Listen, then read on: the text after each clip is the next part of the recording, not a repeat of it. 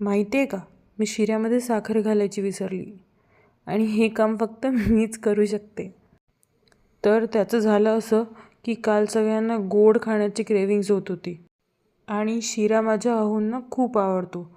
म्हणून म्हणलं जरा आज शिरा बनवूया. साजूक तुपामधला शिरा म्हणजे घरामध्ये दरवळणारा तुपाचा सुगंध. आहा हा, नुसतं विचारानेच तोंडाला पाणी सुटतंय ना. सगळं सुरळीत सुरू होतं आणि शिरा असा तयारच झाला होता आणि मग माझ्या लक्षात आलं, यार साखरच नाही घातली आहे. मग माझ्याजवळ असलेलं थोडं फारसं डोकं मी वापरलं आणि पिठी साखर तयार करून त्यामध्ये घातली. मग सगळं अगदी नीट मिक्स करून घेतलं. असा झाला माझा शिरा तयार.